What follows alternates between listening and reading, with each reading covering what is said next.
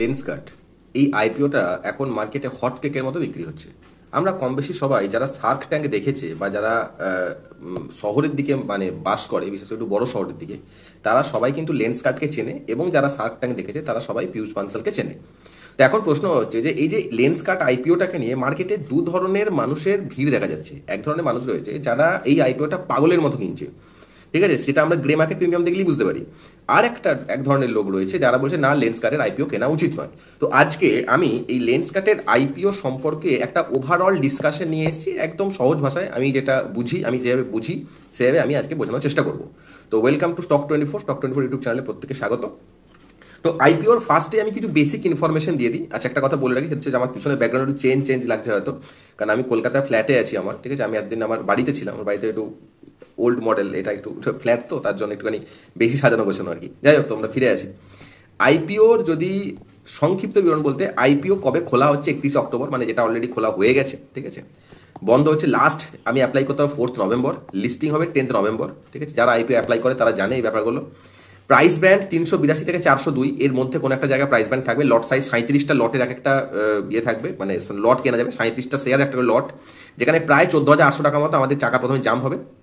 তারপর যদি দেখা যায় যে আমাদের আমরা লট পেয়ে গেলাম, অ্যালটমেন্ট হয়ে গেল, দেন হয়ে গেল, টাকাটা কেটে গেল, যদি না হয় তাহলে ওই যে টাকাটা আটকে ছিল সেটা রিলিজ হয়ে যাবে, ঠিক আছে, আমাদের অ্যাকাউন্টে চলে আসবে। আচ্ছা, মোট ইস্যু সাইজ হচ্ছে 7,278 কোটি টাকা। Most important, issue size 7,278 crore টাকা, যেখানে ফ্রেশ ইস্যু আর অফার ফর সেল দুটো আছে। ফ্রেশ ইস্যু হচ্ছে 2,150, অফার ফর সেল হচ্ছে 5,128। তো এখানে আমি এই দুটো জিনিসের পার্থক্য ছোট্ট করে বলে দিই। ফ্রেশ ইস্যু মানে হলো যে এই যে টাকাটা, গোদা বাংলায় বললে ফ্রেশ ইস্যু মানে হলো এই যে টাকাটা, এটা কোম্পানির ঘরে যাবে, কোম্পানি নিজের কাছে নিয়ে আসবে এবং এই টাকাটাকে কোম্পানি নিজের মতো করে খরচ করবে। অফার ফর সেল মানে হচ্ছে যে মাল বিক্রি করে বেরিয়ে যাও, মানে মাল চিপকে দিয়ে বেরিয়ে যাও গোদা বাংলায়। মানে আমরা 10 জন মিলে সাপোজ একটা কোম্পানি তৈরি করেছি, কোম্পানিটা আজকে দাঁড়িয়ে গেছে, আমরা কোম্পানিটা মার্কেটে লিস্টিং করতে যাচ্ছি, ওকে। সাপোজ আমরা 5 জন মিলে একটা কোম্পানি ক্রিয়েট করেছি, ঠিক আছে। সেই কোম্পানিটা লিস্ট হলো 100 টাকা দিয়ে। আমরা যখন মানে স্টক মার্কেট লিস্ট করতে যাচ্ছি, তখন আমরা চেষ্টা করছি যে 100 টাকা আমরা সেখান থেকে তুলবো। দ্যাট ইজ মোট ইস্যু সাইজ, যেটা 7,278 কোটি টাকা। আমি ধরছি আমরা 100 টাকা তুলবো। এই 100 টাকাকে দুভাগে ভাগ করলাম, একটা হচ্ছে ফ্রেশ ইস্যু বা নিউ ইস্যু, আর হচ্ছে অফার ফর সেল, ওএফএস বলে, অফার ফর সেল। এই নিউ ইস্যু মানুষ এখানে ধরো আমরা 40 টাকা দিলাম, আর এটা ধরো অফার ফর সেল ধরো আমরা 60 টাকা দিলাম, ঠিক আছে। এটা মানে হলো এই 60 টাকা মানে হলো এই যে 5 জন আমরা ছিলাম, এই 5 জনের মধ্যে 5 জন অথবা 4 জন বা যে কোনো এই 5 জনের মধ্যে যে কেউ বা সবাই মিলে আমাদের যে কটা শেয়ার ছিল, মানে এই কোম্পানি যখন তৈরি করছে আমাদের শেয়ার আছে, সেই শেয়ারটা আমরা বেচে বেরিয়ে যাচ্ছি। That is offer for sell. Offer for sell মানে হচ্ছে যারা প্রমোটার আছে, যারা ইনভেস্টার আছে, তারা তাদের শেয়ার বিক্রি করে বেরিয়ে যাচ্ছে। আর ফ্রেশ ইস্যু যেটা, সেটা হলো সেই টাকাটা কোম্পানির ঘরে যাবে। মানে এই যে 7,278 কোটি টাকা তুলবে, তার মধ্যে শুধুমাত্র কোম্পানির জন্য খরচ করবে 2,150 কোটি টাকা। বাকি যে 5,128 কোটি টাকা রইলো, সেই টাকাটা কিন্তু যারা প্রমোটার বা যারা ইনভেস্টার, তারা তাদের নিজেদের পকেটে ঢুকিয়ে টুকটুক করে বেরিয়ে যাবে। এই যে পকেটে ঢোকানোর গল্পে কিন্তু পীযূষ বানসাল, মানে যে মালিক, সেও আছে, তার বউ আছে, ঠিক আছে। এবং এখানে একটা বড় ঘোটালাও আছে। এই কিছুদিন আগে পীযূষ বানসাল একটা বড় পরিমাণে শেয়ার কিনেছিল, ঠিক আছে। বড় পরিমাণে শেয়ার কেনার পর তারপর ও এখন যখন অফার ফর সেল করে নিজের শেয়ার বিক্রি করছে, সেটা কত প্রায় 8 গুণ না 10 গুণ দামে বিক্রি করছে, ঠিক আছে। তো তোমরা যারা শার্ক ট্যাঙ্ক দেখেছো তারা দেখেছো, যখন শার্ক ট্যাঙ্কে যখন কোনো কোম্পানি আসে, তাদেরকে একদম মানে ওকে নিগড়ে নেওয়া হয় যে আমি এই ভ্যালুয়েশন দেবো না, এত টাকা সেলস হয়েছে, 5 গুণ বা 10 গুণের বেশি ভ্যালুয়েশন দেবো না, ঠিক আছে। আমরা এখানে দেখতে পাবো যে কি পরিমাণ ভ্যালুয়েশন পীযূষ বানসাল চাইছে এখন, ঠিক আছে। তো যাই হোক, মার্কেট ওকে দিচ্ছে, এনএসসি বলেছে ঠিক আছে, বিএসসি বলেছে ঠিক আছে, তো লোকে পাগলের মতো কিনছে, তো ঠিক আছে, কোনো ব্যাপার নেই, আমরাও কিনবো কি কিনবো না ডিসাইড করবো এই পুরো ভিডিওর পরে, ওকে।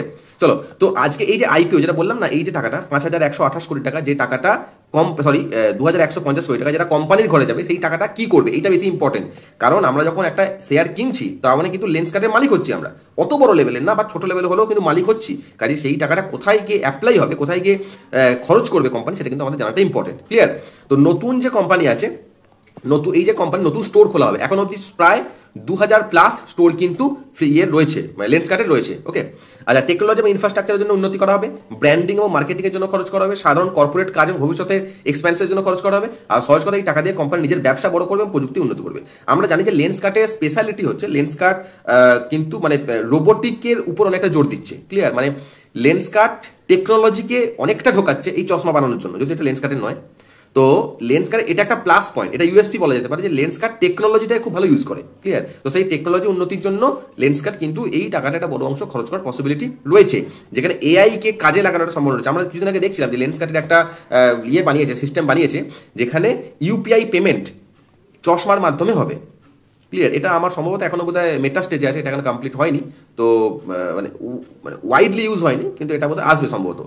যাই হোক, তো আমরা এখানে যারা আমার সাথে যুক্ত হতে চাও, আমার গ্রুপের সাথে, স্টক 24 গ্রুপের সাথে যুক্ত হতে চাও, তারা এখানে টেলিগ্রামের লিঙ্ক দেখবে ডিসক্রিপশনে দেওয়া আছে, সেখান থেকে যুক্ত হতে পারো, অথবা ফেসবুকের লিঙ্কও দেওয়া আছে, অথবা হোয়াটসঅ্যাপের লিঙ্কও দেওয়া আছে, 3টে লিঙ্কই দেওয়া থাকবে, তোমরা কিন্তু সেখানে যুক্ত হতে পারো। এবং নিচে এই জায়গায় দেখো তোমাদের নাম্বার দেখতে পাচ্ছ, সেই নাম্বারে যদি ইচ্ছা হয় তো ফোনও করে আমার সাথে কথাও বলতে পারো, যদি কোনো ব্যাপারে কোনো কনফিউশন থাকে বা অন্য কিছু। ওকে, আচ্ছা এবার আসি যে মেন ব্যাপার, যে আর্থিক অবস্থা, মানে এর ফিনান্সিয়াল কন্ডিশন কিরকম। ওকে, তো এখানে ফার্স্ট আমরা আছে রেভিনিউ, 2023 ফিনান্সিয়াল ইয়ার, 2024, 2025 আমি 3টে ফিনান্সিয়াল ইয়ারকে নিয়েছি।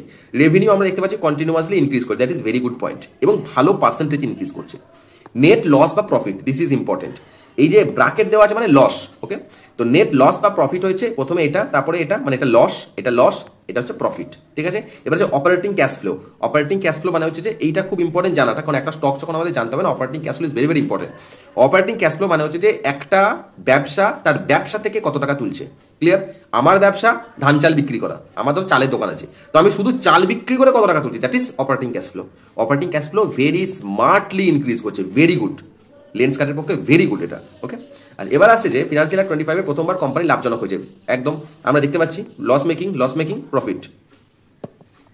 তবে FY25 লাভের মধ্যে কিছু এককালীন লাভ আছে, এককালীন আয় আছে। ঠিক আছে, এককালীন আয় মানে কি, মানে হচ্ছে যে এই যে টাকাটা আমার এখানে দেখানো হচ্ছে, ঠিক আছে, এর মধ্যে এমন কিছু টাকা আছে, এমন কিছু টাকা লেন্স কার্ডের কাছে ঢুকেছে যে টাকাটা ব্যবসা থেকে আসেনি, যে টাকাটা পরের বছর আর আসবে না। তাহলে যদি কোনো কোম্পানি এমন কোনো অ্যামাউন্ট তার অ্যাকাউন্টে ঢোকায় এবং সেটা প্রফিটের মধ্যে দেখায় যেটা নন রেকারিং মানে সেটা পরের বছর আসবে না, মানে সেটা কিন্তু পার্ট অফ বিজনেস নয়, সেটা হঠাৎ করে তার কাছে এসেছে, তো সেইটাকে আমাদেরকে বাদ দিতে হবে, কারণ সেটা প্রফিটের মধ্যে দেখালে প্রফিট অনেক ফুলে ফেঁপে উঠবে। ঠিক আছে, যার মধ্যে এই টাকাটা যে ফেয়ার ভ্যালু গেন মানে কি, ফেয়ার ভ্যালু গেন মানে হচ্ছে সাপোজ আজকে আমি একটা স্টক কিনলাম 100 টাকা দিয়ে, কালকে স্টকটার দাম হয়ে গেল 120 টাকা, তো ওই যে 20 টাকা that is fair value gain. Okay, আচ্ছা এত টাকা হচ্ছে মিউচুয়াল ফান্ড গেন, যা মূল ব্যবসা থেকে আসেনি। আমি যদি এগুলোকে বাদ দিয়ে দিই, ঠিক আছে, তাহলে আমার যে অ্যামাউন্টটা আসবে যে 57 থেকে 60 কোটি টাকার মতো আমরা কিন্তু এক্স্যাক্টলি প্রফিট করেছি। ঠিক আছে, 57 থেকে 60 কোটি টাকা। এখানে একটা আমি ছোট্ট হিসাব বলি, যেটা আমি করছিলাম বাড়িতে, যে 60 কোটি টাকা আমার প্রফিট হয়েছে। ঠিক আছে, যদি আমার স্টোর থাকে প্রায় 200-র কাছাকাছি, যদি আমার স্টোর থাকে প্রায় 2000-এর কাছাকাছি, তো আমাদের নিয়ারলি পার স্টোর 3 কোটি টাকা করে প্রফিট হচ্ছে। 3 লাখ টাকা, সরি 3 লাখ টাকা করে প্রফিট হচ্ছে, 3 লাখ, আমাদের পার স্টোর 3 লাখ টাকা করে প্রফিট হচ্ছে। মানে 3 লাখ টাকা প্রফিটটা এখানে যারা মানে দেখছেন তাদের মধ্যে যদি কেউ বিজনেস করেন, যারা চাকরি করছেন তাদের কাছে আমি জানি না কত আইডিয়াটা ক্লিয়ার, বাট যারা বিজনেস করেন তারা জানেন যে 3 লাখ টাকা প্রফিট করা একটা স্টোরে 1 বছরে it's not a joke. It's মানে আমি ভুল বললাম, ইটস নট আ জোক না, অ্যাকচুয়ালি মানে it's not a big deal, এটা কোনো ব্যাপারই না। ঠিক আছে, তো লেন্স কার্টের মতো এত বড় একটা নাম, এত বড় একটা কোম্পানি আজকের দিনে মাত্র 3 লাখ টাকা পার স্টোর প্রফিট করছে, সেই কোম্পানি এসে আমাকে বলছে যে 70,000 কোটি টাকা ভ্যালুয়েশন দাও আমাকে। বোঝা যাচ্ছে? আমি যখন ভ্যালুয়েশনের জায়গাটায় আসবো, এখানে যখন ভ্যালুয়েশন জায়গাটা তখন আমি দেখাবো যে কি পরিমাণ হাইপ ক্রিয়েট হয়েছে, কি পরিমাণ বিশাল ভ্যালুয়েশন আমাদের কাছে লেন্স কার্ট চাইছে। ঠিক আছে, এটা কি দেওয়া উচিত না উচিত নয় সেটাও আমি আসবো। ঠিক আছে, ধীরে ধীরে আমরা আসবো সেই জায়গায়। অর্থাৎ কোম্পানি লাভ করছে ঠিকই, কিন্তু বাস্তবে লাভ এখনো খুব বেশি নয়। এক্স্যাক্টলি তাই। আচ্ছা আমি এখানে একটা কথা বলে রাখি, সেটা হচ্ছে যে আমরা একটা স্টক মার্কেটে কোর্স লঞ্চ করবো। এই কোর্সটা সম্ভবত ডিসেম্বর বা জানুয়ারি থেকে লঞ্চ হবে, এখন অবধি আমি ডেট ঠিক করিনি। ঠিক আছে, ডেট আমি ঠিক করে জানিয়ে দেবো। তো এই যে স্টক মার্কেটে কোর্সটা থাকবে, সেখানে কি কি থাকবে, টেকনিক্যাল অ্যানালিসিস থাকছে, ফান্ডামেন্টাল থাকছে, স্টক সিলেকশন মেথড কিভাবে করতে সেটা থাকছে, নিজস্ব স্ট্র্যাটেজি বানানোর জন্য ক্যাপাবেল করা হবে আপনাদের, যারা এখানে যদি এনরোল করেন তো, যে আপনারা নিজেরা নিজের স্ট্র্যাটেজি বানাতে পারবেন। এবং একটা প্রিমিয়াম গ্রুপ আছে আমাদের, যে প্রিমিয়াম গ্রুপে আমাদের একটা পেড ভার্সন আছে, যে আমরা সেখানে কিছু পে নিয়ে সেখান থেকে আমরা স্টকের ব্যাপারে কথা বলি। তো সেই প্রিমিয়াম গ্রুপে কিন্তু ফ্রি মেম্বারশিপ দেওয়া হবে যারা এই কোর্সে এনরোল করবে। ঠিক আছে, আচ্ছা NISM সার্টিফাইড রিসার্চ অ্যানালিস্ট, আমি NISM সার্টিফাইড, তো আমি এই কোর্সটা করাবো। ঠিক আছে, এবং অনলাইন মোডে কোর্সটা হবে, এবং এই যে নাম্বার, এই নাম্বারে কোর্সটা করতে হলে বা কোর্সটা কিছু জানতে হলে আমাকে ফোন করতে পারেন, কোনো সমস্যা নেই। ওকে, আচ্ছা এবার আমরা আসি ব্যালেন্স শিটে। যদি আমরা ব্যালেন্স শিট দেখি, তো মোট নগদ এবং ইনভেস্টমেন্টের পরিমাণ হচ্ছে 20,304, এটা কিন্তু এটা হচ্ছে মিলিয়ন। ঠিক আছে, আচ্ছা টোটাল ঋণ হচ্ছে এইটা, goodwill, this is very important. গুডউইলটা একটা বিশাল বড় দেখানো হয়েছে, ঠিক আছে। গুডউইল কখন মানে ইয়ে করা হয়, মানে তখন ক্যালকুলেট করা হয় যখন আমরা কোনো কোম্পানি অধিগ্রহণ করতে চাই, কোনো কোম্পানিকে টেক ওভার করতে চাই, ঠিক আছে। তো এই যে ওনডেজ বলে একটা কোম্পানিকে যখন টেক ওভার করা হয়েছিল তখন 18,611 কোটি টাকার গুডউইল দেখানো হয়েছিল এই লেন্সকার্ট কোম্পানির। গুডউইল হচ্ছে ইনট্যাঞ্জেবল অ্যাসেট, ঠিক আছে। মানে কোনো আমি যখন ব্যালেন্স শিট করতে আমরা অ্যাসেট আর লাইবিলিটিস না হিসাব করি, তো অ্যাসেটের একটা পার্ট হচ্ছে ট্যাঞ্জেবল অ্যাসেট, হচ্ছে ইনট্যাঞ্জেবল অ্যাসেট। তো ইনট্যাঞ্জেবল অ্যাসেট একটা পার্ট হচ্ছে যে গুডউইল, ঠিক আছে। তো এটা একটা দেখানো হয়েছে। এটা হচ্ছে মানে তুমি যদি বলতে চাও, মানে আমার যেটা মনে হয় যে গুডউইল হচ্ছে এমন একটা ইনট্যাঞ্জেবল অ্যাসেট একটা পার্ট যেটাকে আমরা ম্যানিপুলেট করতে পারি। নট অনলি দ্যাট, এটা একটা আমাদেরকে স্পেশাল এজ দেয়, যেটা আমাদের খাতায় কলমে জীবনে থাকে না টাকাটা, ঠিক আছে। কিন্তু এটা একটা স্পেশাল এজ দেয়, মানে একটা বড় করে দেখায়, একটা ফানুস, একটা বোম, মানে কি বলবো, মানে বেলুন, ঠিক আছে, হাওয়া ভরা বেলুন, এটা নাথিং এলস। আচ্ছা, গিয়ারিং রেশিও। গিয়ারিং রেশিও মানে হচ্ছে মানে আমরা যেটা বলি debt to equity ratio, okay, এটা ভালো নাম, ভালো নয় বলে gearing ratio. Debt to equity ratio 23%। Debt to equity ratio 23%, মানে 23/100, মানে এটা ডেট, এটা হচ্ছে ইকুইটি। মানে কোম্পানির কাছে যদি 100 টাকার ইকুইটি থাকে তার রেসপেক্টে 23 টাকার ডেট থাকে, 23 টাকার ধার আছে। মানে যারা ফান্ডামেন্টাল বোঝে, ন্যূনতম ফান্ডামেন্টাল বোঝে, তারা কিন্তু বুঝতে পারছে যে ডেট টু ইকুইটি রেশিওটা কিন্তু এর মোটেও সুইটেবল জায়গায় নেই। ক্লিয়ার? আমি ভুল বললাম, সুইটেবল নেই, আমার বড়টা ভুল। 0.23 আসছে, 0.23 is very good. Debt to equity ratio 0.23 is very good, okay. যদি আমরা 23 ডেট টু ইকুইটি, এটা পার্সেন্টেজ আছে, এটা কিন্তু মাথায় রাখতে হবে। ডেট টু ইকুইটি রেশিও 23%, 100তে 23 মানে 0.23। Debt to equity ratio 0.23 is very good, fair. আচ্ছা, কোম্পানি হাতে যথেষ্ট নগদ আছে এবং গুডউইল এবং লিজ লাইবিলিটি বড়, এইটা ইম্পর্টেন্ট। কোম্পানি হাতে নগদ আছে ঠিক আছে, কিন্তু কোম্পানির গুডউইলটা এত বড় করে রেখেছে যেটা অ্যাসেটটাকে বাড়িয়ে দিয়েছে, যেটা ঠিক না। যেটা খাতায় কলমে দেখতে ভালো, কিন্তু practically it's not a very good thing. Lease liability. Lease liability মানে হচ্ছে, আমি যদি খুব সহজ করে বলি, এর অনেক বড় ব্যাখ্যা করা যায়, খুব সহজ করে বললে হচ্ছে যে আজকে লেন্সকার্টের যে কটা স্টোর বাইরে দেখতে পাচ্ছি, প্রত্যেকটা স্টোর হচ্ছে ভাড়াতে নেওয়া আছে। 20 বছরে ভাড়া আছে, 15 বছরে ভাড়া আছে, 10 বছর, এরকম একটা লিজ নেওয়া আছে। এইবারে লিজ লাইবিলিটি মানে হচ্ছে যে আমি যখন একটা, সাপোজ আমি লেন্সকার্ট কোম্পানি, আপনার কাছে একটা ইয়ে আছে, বাড়ি আছে, মানে বাড়ি আছে। তো আমি লেন্সকার্ট কোম্পানি আপনার সাথে 15 বছর চুক্তি করলাম, ঠিক আছে, যে আমি 15 বছর আপনাকে এই টাকা আমি আপনাকে দেবো। ক্লিয়ার? তো এটা তো আমার 15 বছর জন্য লাইবিলিটি হয়ে গেল না। তো লং টার্ম লাইবিলিটি আমার কিন্তু এখানে একটা বড় সড়ো লং টার্ম লাইবিলিটি হচ্ছে, যেখানে লেন্সকার্টে কিন্তু নিজস্ব বিল্ডিং খুব কম, ম্যাক্সিমাম স্টোরগুলো কিন্তু চলছে ভাড়াতে। তো এই যে একটা বড় লিজ লাইবিলিটি, যে খরচটা আমার ফিক্সড হয়ে যাচ্ছে। হ্যাঁ, এটা অনেকে বলতে পারে যে আগে থেকে আমি জানতে পারছি আমার খরচটা, দিস ইজ ভেরি গুড, কারণ এবং লিজ লাইবিলিটির ক্ষেত্রে আমার কিন্তু ডেপ্রিসিয়েশনটাকে অনেকটা আমি ম্যাচ করতে পারছি, ইনফ্লেশনটাকে ম্যাচ করতে পারছি, দিস ইজ ভেরি গুড। কিন্তু একটা স্টার্ট আপ কোম্পানি যেটা এখন গ্রোয়িং ফেজে রয়েছে, তার ক্ষেত্রে লিজ লাইবিলিটি বড় লাইবিলিটি হতে পারে, কারণ এই কোম্পানি কিন্তু কনসিস্টেন্টলি প্রফিট মেকিং নয়, কনসিস্টেন্টলি লস মেকিং থেকে এবার মাত্র প্রফিট মেকিং এসছে, পরবর্তী লস মেকিং হতেও পারে। কেন হতে পারে সেটাও আমি বলবো, ডিসকাস করবো। তো লিজ লাইবিলিটি কিন্তু এই ক্ষেত্রে একটা বড় সড়ো মানে মাথার হেডেক হতে যাচ্ছে, ঠিক আছে। এবার হচ্ছে ভ্যালুয়েশন এবং মার্কেট সেন্টিমেন্ট। আপার ব্যান্ডে 402 টাকা হচ্ছে কোম্পানির আপার ব্যান্ড, মানে সবথেকে বেশি দামে অ্যালটমেন্ট পেতে পারি আমরা, ঠিক আছে। মার্কেট ক্যাপ হচ্ছে 70,000 কোটি টাকা, মানে এটা হচ্ছে আমার ভ্যালুয়েশন। এখানে মার্কেট ক্যাপ হচ্ছে, এখানে ভ্যালুয়েশন। আমার মার্কেট ক্যাপ তখন হবে যখন লিস্টিং হয়ে যাবে, ঠিক আছে, তার আগে এটাকে আমি ভ্যালুয়েশন বলবো, ঠিক আছে। মানে এই টাকাতে, এই ভ্যালুয়েশনে আমরা স্টকটাকে কিনছি। ফিনান্সিয়াল 25 আয় অনুযায়ী পি 235 থেকে 285, কেন ইমাজিন পি 235, পি মানে কি, price two earning ratio, price two earning ratio, price two earning, মানে 1 টাকা যদি আমাকে আর্ন করতে হয়, কোম্পানি যদি আমাকে 1 টাকা আর্ন করে, 1 টাকা যদি রোজগার করে, তার জন্য আমি তাকে 235 থেকে 285 টাকা দিচ্ছি। যারা ফান্ডামেন্টাল একটু বোঝে তারা বলবে, হ্যাঁ এত বড়, এই পিতে আমরা কিনবো? নো, আমরা কিনবো না। বোঝা যাচ্ছে আমি কি বলছি? এক্সট্রিমলি হাই পি আমরা দিতে যাচ্ছি লেন্সকার্টকে, ঠিক আছে। এবার এর উল্টো পিঠ হচ্ছে এটা গ্রে মার্কেট প্রিমিয়াম, 100 থেকে 120 টাকা গ্রে মার্কেট প্রিমিয়াম চলছে এখন। মানে সেন্টিমেন্ট কি প্রচন্ড হাই, প্রচন্ড স্ট্রং সেন্টিমেন্ট, সবাই বলছে আমি কিনবো, আমি কিনবো, আমি কিনবো। এর কারণ কি? প্রশ্ন আসতেই পারে, এর কারণ কি? অ্যাকচুয়ালি এই যে স্টকগুলোকে, এই যে মার্কেটে যখন লিস্টিং হচ্ছে না, এখানে যে মার্চেন্ট ব্যাংকাররা থাকে, ঠিক আছে, এটা তাদের ক্যারিশমা। মানে যারা মার্চেন্ট ব্যাংকার এখানে থাকে, ঠিক আছে, তারা এমন একটা হাইপ ক্রিয়েট করে, তার পজিটিভ সাইডগুলোকে এমনভাবে নিয়ে আসে না, যে সবাই বলে এটা বোধহয় খুব ভালো স্টক। এবং শুধু তাই নয়, এখানে যারা গ্রে মার্কেটে কাজ করে, যে ব্রোকাররা কাজ করে, তাদের কমিশনটাকে এত বাড়ানো হয়। গ্রে মার্কেটে কি হয়, সাপোজ লেন্সকার্ট নাম বড়, তো যেটা আমি সাপোজ আমি বললাম যে আমি 200 টাকা দিয়ে একটা স্টক কিনবো, ঠিক আছে, আমি ব্রোকারকে বললাম, ব্রোকার আবার যার কাছে স্টক কিনবে, ঠিক আছে, সে বলল ঠিক আছে আমি তাহলে ওটাকে আরো 50 টাকা বাড়িয়ে দিচ্ছি। বোঝা যাচ্ছে? মানে আমাদের এখানে, মানে যখন আমি সেকেন্ডারি মার্কেটে আসবো, যখন স্টক মার্কেটে আসবো, তখন এই প্রত্যেকটা প্রাইস ডিসাইড হয় চোখের সামনে যেমন ডিমান্ড আসছে, যেমন সাপ্লাই আসছে, তার রেসপেক্টে প্রাইসগুলো ডিসাইড হয়। কিন্তু গ্রে মার্কেটে সেটা হয় না। গ্রে মার্কেটে নিজের মতো করে ও আমাকে বললো 200 টাকা দেবো, আমি বললাম ঠিক আছে, আমি যখন আমার কাস্টমারকে বেচবো 250 টাকায় বেচবো, 1 টাকায় 50 টাকা আমি খেয়ে নিলাম। এইবার আমি কাস্টমারকে কি বোঝাচ্ছি, আরে লেন্স কার্ড কোম্পানি ভাই, লেন্স কার্ড দেখতে পাচ্ছ, সবাই নিচ্ছে লেন্স কার্ড, সবার চোখে চশমা নেই, লেন্স কার্ড, লেন্স কার্ড বিশাল বুম করবে আজকে দাঁড়িয়ে, কিনে নাও, এই জিনিস পাবে না, আজকে কিনে নাও, কালকে বিশাল দাম বেড়ে যাবে। এইরকম ভাবে সেন্টিমেন্ট ক্রিয়েট করা হয়, বোঝা যাচ্ছে? গ্রে মার্কেট প্রিমিয়ামে এইভাবে সেন্টিমেন্ট ক্রিয়েট করা হয়।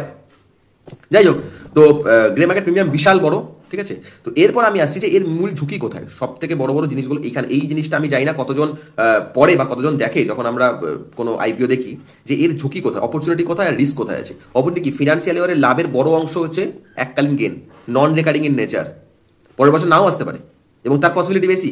কারণ মার্কেটে যেভাবে ফ্লিপকার্ট লেন্স কার্টের একটা হাইপ তৈরি হয়েছে, এতে করে এটা লিস্টিং হওয়ার পর নিচের দিকে আসার সম্ভাবনা প্রবল। এবার হতে পারে যে এলো না, তখন আমাকে অনেকে গালি দিতে পারে, বাট স্টক মার্কেট তো পসিবিলিটির খেলা।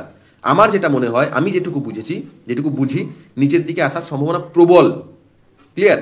আচ্ছা, গুডউইল এটাকে একটা বিশাল অ্যামাউন্ট হিসেবে দেখানো হয়েছে, যেটা কিন্তু পরবর্তীকালে নাও থাকতে পারে এবং তার পসিবিলিটি বেশি। লিজ ভিত্তিক সেক্টরে ফিক্সড কস্ট অনেক বেশি।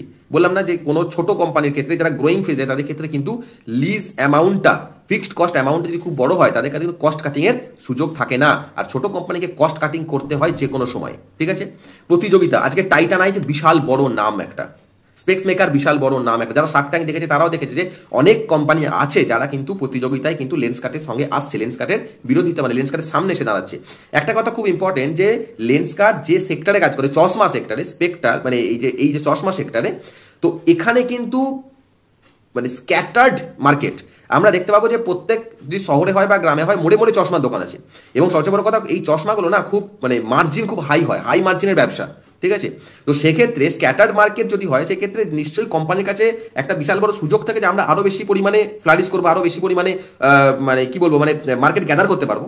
কিন্তু উল্টো দিকে এটাও ঠিক যে এখানে শুধু একজন নয়, একাধিক জন এখানে ঢুকতে পারে। এখানে মনোপলি সিস্টেম কিন্তু আসার সম্ভাবনা কম। বড় মানে টাইট একটা ফাইট আমরা দেখতে পারি সেখানে। কিন্তু যদি আমরা কস্ট বেশি হয়, যদি আমরা এমন এমন জিনিসকে আমাদের চোখের সামনে দেখায় যে জিনিসগুলো বাস্তব অস্তিত্ব নেই, যেমন হচ্ছে গুডউইলটাকে বড় করে দেখাচ্ছি, যেমন আমি একটা নন রেকারিং টাইপের একটা গেনকে আমরা প্রফিটে দিয়ে আমরা খাওয়াচ্ছি, বিশাল বড় প্রফিট হচ্ছে, তো এইগুলো কিন্তু কোম্পানির জন্য আনফেয়ার ডিসিশন, এগুলো কিন্তু কোম্পানির জন্য ভালো নয়।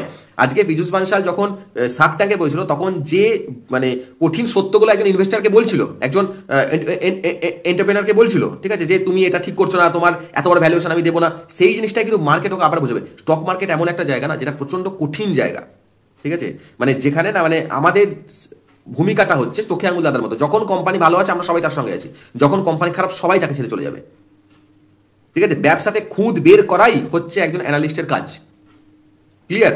তো সেক্ষেত্রে কিন্তু আমরা ভরে ভরে খুঁত দেখতে পাচ্ছি লেন্স কার্টের মধ্যে, ঠিক আছে। ভ্যালুয়েশন খুব হাই, কাজে আয়ের শেষে দাম পড়তে পারে, বিশাল পসিবিলিটি আছে দাম পড়ে যাওয়ার। সুযোগ কি কি আছে? ভারতের চশমা সেক্টর 65% আনরেগুলাইজড, আনঅর্গানাইজড। তো সেই জায়গায় কিন্তু লেন্স কার্টের বিশাল বড় একটা স্কোপ রয়েছে। আচ্ছা, টেকনোলজি ভিত্তিক আমি যেটা বললাম, যে এর সত্যি লেন্স কার্ট একটা সব থেকে প্লাস পয়েন্ট হচ্ছে লেন্স কার্ট টেক ভিত্তিক জিনিসপত্র বানায়, টেকনোলজির উপর লেন্স কার্ট প্রচুর ইয়ে দেয়। আজকে লেন্স কার্ট যদি আমরা অ্যাপ খুলি, তো আমি এরকম একটা গোল্লা টাইপের জিনিস দেখতে পাবো, এরকম টাইপের, যেখানে আমার মুখটা আসবে, 2-3 ভাবে এরকম করে ঘোরাবো, এদিকে ঘোরাবো, 2-3 বারে মুখটা ঘোরাবো, ওরা আমাকে প্রপার একটা সাজেস্ট করে দেবে, চশমা ফ্রেম সাজেস্ট করে দেবে। This is very very important. আজকের দিনে যে লেন্স কার্ট যারা ইউজ করে, তারা কিন্তু এই ফিচারটা ইউজ করে। লেন্স কার্ট দুভাবে ব্যবসা করে, অনলাইনেও করে, অফলাইনেও করে, একটা ওয়াইডার রেঞ্জ ধরতে চায়, ঠিক আছে। আন্তর্জাতিক এক্সপানশন ক্ষেত্রে এটা কিন্তু যথেষ্ট বড়। লেন্স কার্ট অনেকগুলো দেশে আমি বিজনেস করে আমি দেখছিলাম, গুনে দেখা হয়নি কতগুলো, ঠিক আছে, তবে অনেক দেশে বিজনেস করে, ঠিক আছে। এবং গোল্ড মেম্বারশিপ, একটা মানে মেম্বারশিপ যদি নেওয়া হয়, মানে কোনো সাবস্ক্রিপশন বেস যদি কোনো কোম্পানিতে থাকে, ঠিক আছে, সেই কোম্পানি একটা রেকারিং ইনকাম কন্টিনিউয়াসলি থাকতে থাকে, মানে সেখানে মাল বিক্রি না করেও একটা ইনকাম কিন্তু সেই কোম্পানিতে থাকে, ঠিক আছে। তো এই যে মেম্বারশিপ সিস্টেম যে কোম্পানি, সেই কোম্পানি কিন্তু যথেষ্ট ভালো। ওকে, এবার আসছে যে আমার কি মনে হয় পার্সোনালি, ঠিক আছে, আমার মতামত কি। শর্ট টার্মে যদি দৃষ্টিভঙ্গি দেখি, তাহলে আমি বলবো এখানে ইনভেস্ট করা উচিত নয়। ভ্যালুয়েশন প্রচুর বেশি, লিস্টিং এর পর দাম পড়ে যাওয়ার সম্ভাবনা বেশি। গ্রে মার্কেট প্রিমিয়াম হলো এমন একটা জিনিস যেখানে লোককে ভুল বুঝিয়ে পয়সা ঢুকিয়ে দেওয়া হয়, ক্লিয়ার? পয়সা বের করতে পারবে না, সে বাধ্য ওই টাকা ওখানে পয়সা রেখে দিতে। যখন মার্কেটে বেরোবে, ও আসবে আগে বেঁচে বেরিয়ে যাবে, হাফ ছেড়ে বাঁচলাম, বাপরে ও আমার টাকা করে বেঁচে গেল, এরকম একটা সেন্টিমেন্ট তৈরি হয় যদি হাই গ্রে মার্কেট ভ্যালুয়েশন হয়ে যায়। তো সব সময় নয়, কিছু কিছু সময় হয়। লং টার্ম দৃষ্টিভঙ্গি মানে আমাকে ধরতে হবে আমরা একে মিনিমাম 4 থেকে 5 বছর 6 বছর রাখবো। সেই জায়গায় দাঁড়িয়ে এই স্টক ভালো করতেও পারে, কারণ টেকনোলজি বেস স্টক, ব্র্যান্ডিং যথেষ্ট উন্নত, কারণ লেন্সকার্ট আমরা সবাই জানি, এবং একটা রেকারিং প্রফিটের একটা সম্ভাবনা তৈরি করছে মেম্বারশিপের মাধ্যমে।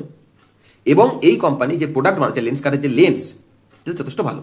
যদিও টাইটন আইয়ের মতো এত বড় কোম্পানির সাথে কিন্তু যুক্ত মানে ফেস টু ফেস লড়াই, হেড অন হেড লড়াই করতে হয়, স্টিল আমার মনে হয় যে লেন্সকার্টের কিন্তু সম্ভাবনা রয়েছে লং টার্মে। শর্ট টার্মে কিন্তু আমার মনে হয় না যে এটা খুব ভালো জায়গায় যাবে। ঠিক আছে, লেন্সকার্ট আইপিওর ক্ষেত্রে ব্র্যান্ড ভিত্তিক গল্প সত্যিই ভালো, তাই দেখে শুনে ইনভেস্ট করা বুদ্ধিমানের কাজ। শর্ট টার্মের জন্য রিস্ক বেশি, লং টার্মের জন্য সীমিত সময়ের জন্য সীমিত অংশে অংশগ্রহণ করা যেতে পারে। আমার যেটা মনে হয় যে এই স্টকে, আমার পার্সোনাল ওপিনিয়ন, এই স্টকে আমি বারবার বলছি এটা আমার পার্সোনাল ওপিনিয়ন, এটা কিন্তু আমি কাউকে রেকমেন্ড করছি না, কারণ রেকমেন্ড করার মতো জায়গায় আমি নেই। আমি সেবি অ্যান্ড রেজিস্টার্ড অ্যানালিস্ট নই, রেকমেন্ড আমি করতে পারি না। আমার পার্সোনাল ওপিনিয়ন, এই স্টকে আমি হলে ইনভেস্ট করতাম না, এই আইপিওতে আমি হলে ইনভেস্ট করতাম না। মার্কেটে লেন্সকার্ট এরকম নয় যে আসছে এই প্রথম ইনভেস্ট করার সুযোগ আছে, মার্কেটে আসবে, 10 তারিখে লিস্টিং হবে, তারপরে খোলা ময়দান পড়ে আছে, যদি মনে হয় ইনভেস্ট করে দাও। কিন্তু গ্রে মার্কেটের লাভের জন্য ইনভেস্ট করলে কিন্তু বড়সড় ধাক্কা খেলেও হলেও হতে পারে, এরকম সম্ভাবনা রয়েছে। ঠিক আছে, তো আজকের মতো এই পর্যন্তই। যদি ভালো লাগে ভিডিওটা তাহলে ডেফিনেটলি চ্যানেলটা সাবস্ক্রাইব করে নেবেন এবং কমেন্টে জানাবেন যদি কিছু জানার থাকে, যদি কোনো কিছু উপদেশ থাকে আমার উদ্দেশ্যে যে এভাবে করলে ভালো হয়, এভাবে করলে ভালো হয়, ডেফিনেটলি জানাবেন। আমি প্রত্যেকের কমেন্টের উত্তর কিন্তু আমি পার্সোনালি দিই। ঠিক আছে, তো থাকে পর্যন্ত আজকে।